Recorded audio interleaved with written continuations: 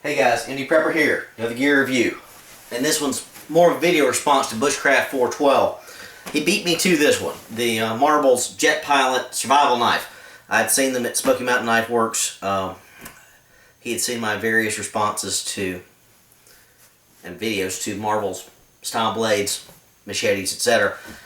He's got a great vid where he's cutting himself, and he cuts his fingers with the Fireman's Axe Survival Machete. Recommend that one. Very nice. But didn't have this one yet. I'd seen it. I didn't know as much about this blade as he did. He knew a lot more about the initial history of this blade than I ever did, so I didn't pick one up at the time, but I saw his video and I had to get one. I just, competition, that sort of thing, keeping up with the Joneses. So basically, this is a very, very reasonably priced blade, about $14.99, 15 bucks basically, from Smoky Mountain Knife Works. They used to have them for 20. They recently put them down at about $14.99. Great low-cost blade. Highly recommended. Looking at the style of this, you will obviously see that, gee, that looks an awful lot like a KaBar. Again, it is. Check out Bushcraft 412's video. He's got a lot more history of the original maker of this. It's based on the KaBar. It's competition, military competition, shall we say. Contracts out there for various survival blades and all that. And this was one of the ones that was come out with the Jet Pilot Survival Knife. I believe Marbles used to make an actual run of these for about $5,000 basically, and then another company made them as well. The KaBar and some other style blades won out, but they're making these again, and they're making them cheap. Now let me go ahead and say these are China-made blades. If you got problems with that, well, okay. That's fine. Stick with the KaBar. KaBar's great. I think I like the KaBar better than this, but KaBar runs me 50 to 60 bucks. This is 15. So for a starter blade, this is not a bad choice at all. Especially for a larger size blade. 15 bucks, you're looking at Moras and some other stuff. Those are great. Love them. No problem. But for the bigger, manly size blade, American style looking blade, 15 bucks, this is good to go. It's about 7 3/4 inch blade, kind of a super clipped Bowie style, and it's about 13 inches overall. So this is a good bit longer than your KaBar. I'm going to compare this to a KaBar here for just a second. Here's one of my actual KaBars. This is one of my, emergency prep ones that I don't take out. This is my, if I absolutely have to go out in the woods, I want a brand new knife with no wear and tear on it.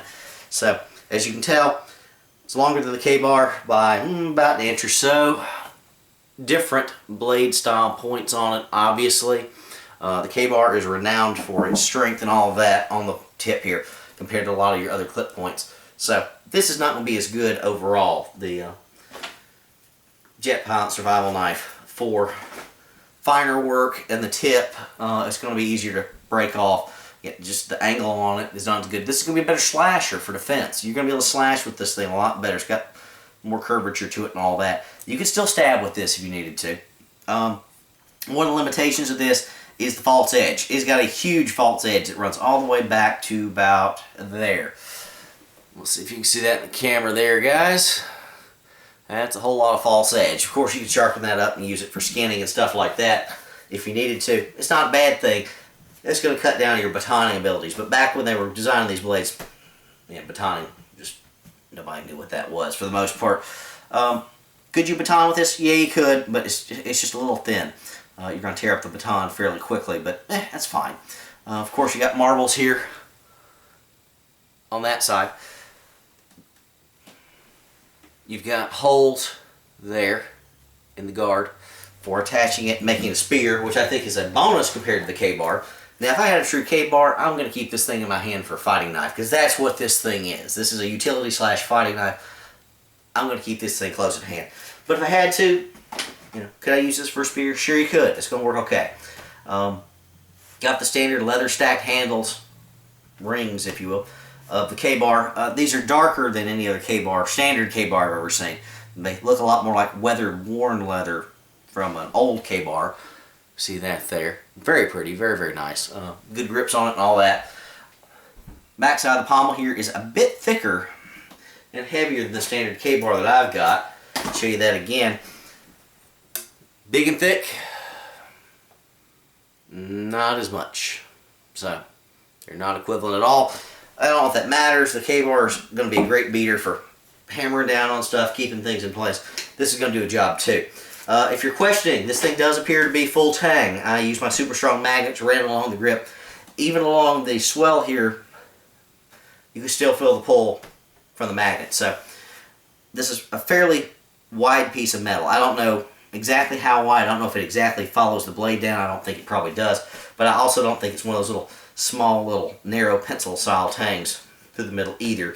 Generally my magnet can't pick those up. So 15 bucks, it's great. No serrations on it, which I prefer. I don't really like serrations overall long term. Great blade for 15 bucks. Don't know how it's going to hold up compared to the KaBar, but again, 15 bucks, what can you say? The sheath, like Bushcraft 412 said, it's okay. It's leather. It's not as nice as the KaBar leather sheath, but again, I don't even think the KaBar leather sheath is all that particularly fantastic. These are generally made in Mexico.